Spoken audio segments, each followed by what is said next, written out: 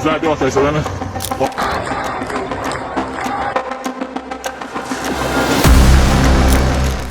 Iran इस वक्त सिर्फ विरोध नहीं झेल रहा, ईरान टूट रहा है। देश की सड़कों पर गोलियों की आवाज है, घर के भीतर भूख और डर है और सत्ता के खिलाफ खुली बगावत। पिछले कुछ दिनों में ईरान के हालात इतने बिगड़ चुके हैं कि अब यहाँ सिर्फ आर्थिक प्रदर्शन नहीं, एक राष्ट्रीय विस्फोट बनता जा रहा है। महंगाई और खराब अर्थव्यवस्था के खिलाफ सड़कों पर उतरे लोग अब सीधे सुरक्षा बलों से टकरा रहे हैं। इन प्रदर्शनों में अब तक कम से कम 35 लोगों की मौत हो चुकी है और 1200 लोगों को गिरफ्तार किया जा चुका है। मरने वालों में महिलाएं, बच्चे और आम नागरिक शामिल हैं। यह आंदोलन एक हफ्ते से ज्यादा समय से जारी है और रुकने के लिए कोई संकेत नहीं है। ईरान के 31 में से 27 प्रांत इसकी चपेट में आ चुके हैं और 250 से ज्यादा शहरों और कस्बों में लोग सड़कों पर उतर आए हैं। शुरुआत तेहरान से हुई, जहां ग्रैंड बाजार में दुकानदारों ने शटर गिरा दिए, फिर छात्र आए, फिर महिलाएं और फिर आम लोग। ईरान की जनता अब खुलकर कह रही है, हमारी जिंदगी चलाना नामुमकिन हो चुका है। दिसंबर 2025 में ईरान मुद्रा रियाल इतिहास के सबसे निचले स्तर पर पहुंच गई है।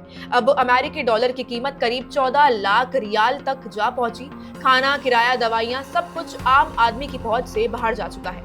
अमेरिकी प्रतिबंधों के दबाव पहले से ही था, ऊपर से इजराइल के साथ बढ़ता तनाव अर्थव्यवस्था को और तोड़ रहा है। लेकिन ये गुस्सा सिर्फ महंगाई का नहीं, ये डर का गुस्सा है। 2022 में महसा अमीनी की मौत ने ईरान की महिलाओं को सड़कों पर ला दिया था और 2026 में कोई एक महसा अमीनी नहीं है, लेकिन हर ईरानी महिला को लगता है कि अगला नंबर उसका हो सकता है। ड्रेस कोड, नैतिक पुलिस, हिरासत का डर और जवाबदेही का अभाव। इस बार आंदोलन किसी एक मौत से नहीं, पूरे सिस्टम से टकरा रहा है।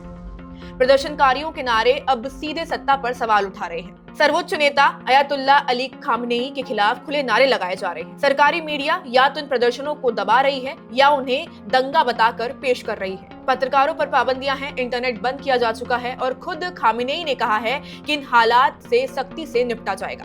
और ईरान की जनता जानती है, हर सख्ती और ज्यादा खून लाती है। इसी बीच ईरान के ऊपर युद्ध का साया भी गहराता जा रहा है। डोनाल्ड ट्रंप बार बार ये संकेत दे चुके हैं कि ईरान को लेकर मिलिट्री ऑप्शन हमेशा मौजूद है। मध्य पूर्व में बढ़ता तनाव इस डर को और मजबूत कर रहा है कि हालात किसी भी पल अंतर्राष्ट्रीय टकराव में बदल सकते हैं। तो सवाल ये नहीं है कि ईरान में प्रदर्शन क्यों हो रहे हैं, सवाल ये है कि क्या ये सिर्फ शुरुआत है? क्या महंगाई, दमन और डर ईरान को एक और बड़े जन विद्रोही की ओर ले जा रहे हैं? और अगर ये विस्फोट हुआ तो इसकी गूंज सिर्फ ईरान तक सीमित नहीं रहेगी।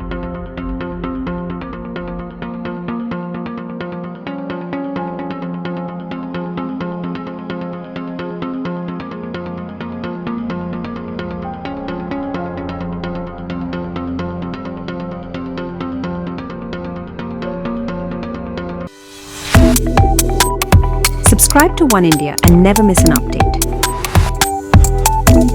Download the One India app now.